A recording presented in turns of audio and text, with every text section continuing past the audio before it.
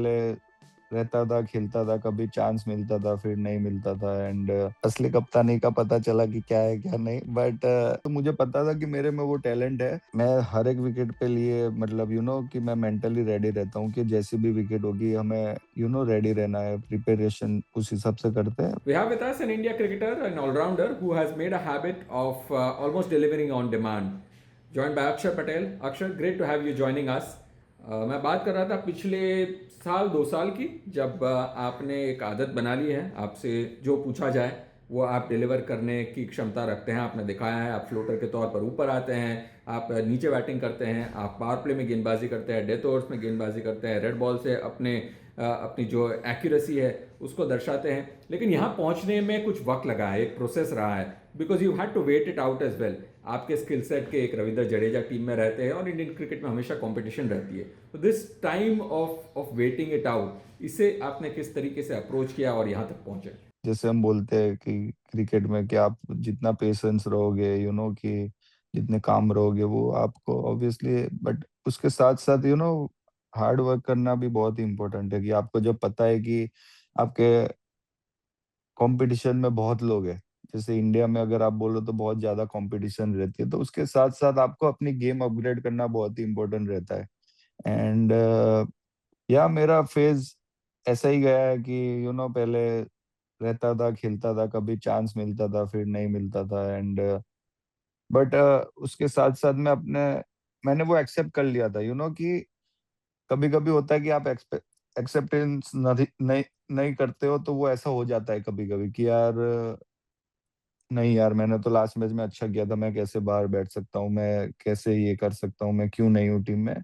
तो उसके वजह से आप नेगेटिव लाइन में चले जाते हो, फिर आप अपने आप को वो एक्सक्यूज़ रखते हो। बट जब भी मैं नहीं खेलता था और मैं जब टीम में नहीं होता था, तो यही होता था मेरा मोटिवेशन कि मैं कैसे टीम में कमबैक करूँ या मेरे को जब चांस मिलेगा तो मैं कैसे इम्पैक्ट डालूँ और उसकी वजह से मुझे क्या करना चाहिए।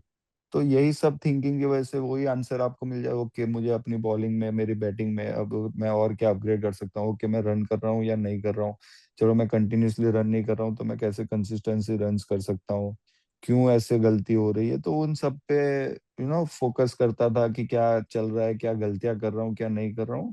एंड वही सब प्रैक्टिस में मैंने वो सब चीज़ें ओवरकम की एंड जब मुझे चांस मिला एंड कंटिन्यूअसली जैसे बोला कि लास्ट 2 साल में मुझे कंटिन्यूअसली चांस मिला कि यार मैं कंसिस्टेंट खेल रहा था, बट कभी ऑन ऑफ खेल रहा था। लेकिन लास्ट 2 साल में अगर देखें तो मैं कंटिन्यूअसली खेला एंड आई थिंक वो चीज़ जब आपको गेम टाइम ज़्यादा मिलता है, तो वही कॉन्फिडेंस आपका कैरी फॉरवर्ड भी होता है एंड आप जब अच्छा करते हो, तो आपको फिर पता है कि आपको एक एक सैटिस्फैक्शन मिल जाती है कि नहीं यार, मैं इस लेवल पे मैंने ये किया हुआ है, मैंने ये सब कि मैं गेम जीता भी रहा हूँ, मैं कंटिन्यू फिनिश भी कर रहा हूँ, मैं आगे जाके ये 4-5 नंबर पे भी मैं अपना कंट्रीब्यूशन दे रहा हूँ। सो उसकी वजह से एक आपको हैबिट हो जाती है कि आपको एक सैटिस्फैक्शन मिल जाता है कि नहीं, ऐसा नहीं है कि मैं ये चीज़ नहीं कर सकता, मैं वो चीज़ नहीं कर सकता। एंड जब आप ऐसी सिचुएशन में आप अच्छा करते हो, तो वो आई थिंक वो कॉन्फिडेंस आपको और आगे कैरी फॉरवर्ड होता है एंड आप और ज़्यादा कॉन्फिडेंट हो जाते हो ये सब चीज़ के लिए।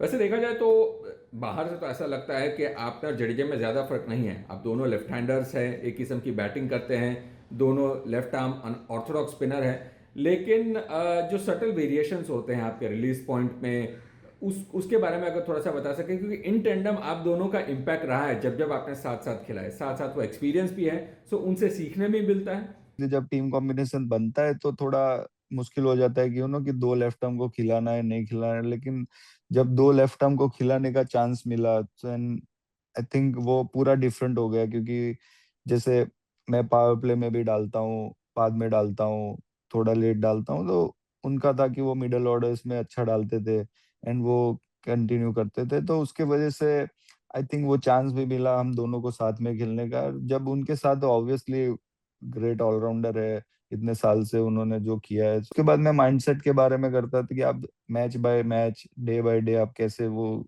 करते हो, क्या आपका प्लान रहता है या आप क्या सोचते हो? देन ऑब्वियसली हम सेम सेम थिंकिंग में उन्होंने भी यही बोला कि आप कंटिन्यूअसली आपको अगर परफॉर्मेंस करते रहना है, टीम के लिए खेलते रहना है, आपके बॉडी को लेके आपका माइंडसेट और वो सब आपको मेंटेन करना बहुत ही इम्पोर्टेंट है।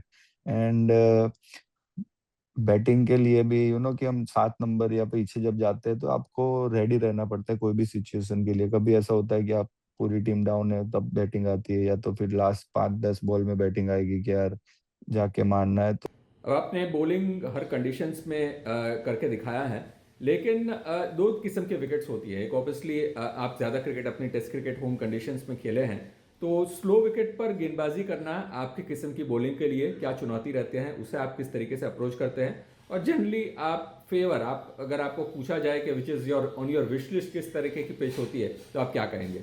Obviously as a bowler I think मैं हर एक विकेट पे लिए मतलब कि मैं मेंटली रेडी रहता हूँ कि जैसी भी विकेट होगी हमें रेडी रहना है, प्रिपरेशन उस हिसाब से करते हैं। पर पर्टिकुलरली अगर मैं उस थोड़ी तेज हो, जो बॉल पढ़ के नहीं करे, थोड़ा स्कीड करे वैसी विकेट, क्योंकि मेरी स्ट्रेंथ भी वही है कि जब गिर के थोड़ा तेज निकलता है तो वो एलबीडब्ल्यू बोल्ड होने का चांसेस ज्यादा हो जाता है। सो मैं तो वही प्रिफर करता हूँ कि थोड़ा तेज बॉल निकले। एंड बट ऑब्वियसली जब स्लो पिच होती है तो आई थिंक आपका शोल्डर का और रोटेशन बहुत इंपॉर्टेंट है कि तब आपको ज्यादा शोल्डर यूज करना पड़ता है, रोटेशन आपको ज्यादा करनी पड़ती है, क्योंकि वो उसके वजह से आपको थोड़ा बाउंस और थोड़ा बॉल तेज जाएगा। और डिपेंड करता है कि कैसा बॉल भी जा रहा है, पढ़ के थोड़ा स्लो जा रहा है तो आपका पिच का भी कि आगे थोड़ा डालना है या नहीं डालना है, तो वो हिसाब से भी आपको थोड़ा मेंटली प्रिपेयर करना पड़ता है कि अभी इस विकेट पे मुझे क्या करना है, आगे थोड़ा बॉल डालना है या नहीं डालना है, थोड़ा पीछे डालना है या नहीं डालना है। तो यस, वो different pitches wise I think आपको अपनी बॉलिंग को सेट करना होता है। हाल फिलहाल पहली बार आपको आईपीएल में कप्तानी करने का मौका मिला। इस चुनौती को कितना एंजॉय किया आपने, और क्या अपना आपका आउटलुक एज ए प्लेयर भी बदला है इस एक्सपीरियंस के साथ? I think first time obviously अच्छा एक्सपीरियंस रहा। जिस तरह का रन चल रहा था पहले, उसके बाद असली कप्तानी का पता चला कि क्या है क्या नहीं। बट नहीं, आई थिंक काफी कुछ सीखने को मिला कि आपको टीम को कैसे लेके चलना होता है, टीम को कैसे हैंडल करना होता है सिचुएशन पे। आप अलग सोचते हो, कोच अलग सोचता है, वो सब चीजें भी तब पता चलती है कि यार आप जब अंदर रहते हो कि आपका माइंड अलग चलता है। बाहर से कभी कभी ऐसा होता है कि आप अंदर अलग सोचते हो, बाहर से कुछ अलग मैसेज आता है, तो वो सब चीजें तो आई थिंक मैनेज करना बहुत इंपॉर्टेंट है कि आपको उस और आपके इंस्टिंक्ट्स को मैंने आपको बैक करना बहुत इंपॉर्टेंट है। एज़ अ कैप्टन आप क्या सोच रहे हो, क्योंकि आप सबसे ज़्यादा उधर गेम में हो, आपको पता है अंदर क्या चल रहा है, क्या नहीं चल रहा है। तो वो सब डिसीज़न लेना और वो सब मुझे लगा कि आपको खुद को बैक करना, अपने डिसीज़न को बैक करना, उसके बाद देखना कि यार ठीक है, नहीं अभी ये कर सकता था, ये और नेक्स्ट टाइम नेक्स्ट मैच के लिए मैं और ये सोच सकता हूँ, ये नहीं। तो ये सब आई थिंक काफ़ी अच्छा एक्सपीरियंस रहा एज़ अ कैप्टन। एंड उसकी वजह से मुझे लगता है कि और रिस्पॉन्सिबिलिटी भी मैं लेने लगा कि यार नहीं मुझे करना है, ऐसे करना है। तो ये सब चीज़ें आई थिंक काफ़ी चेंज हुई। और अक्षय, वैसे एक एरिया अगर है जिसमें आपने ज़बरदस्त इम्प्रूवमेंट दिखा है, खासकर जो रिजल्ट्स नतीजे हमें देखने मिले वो आपकी बैटिंग।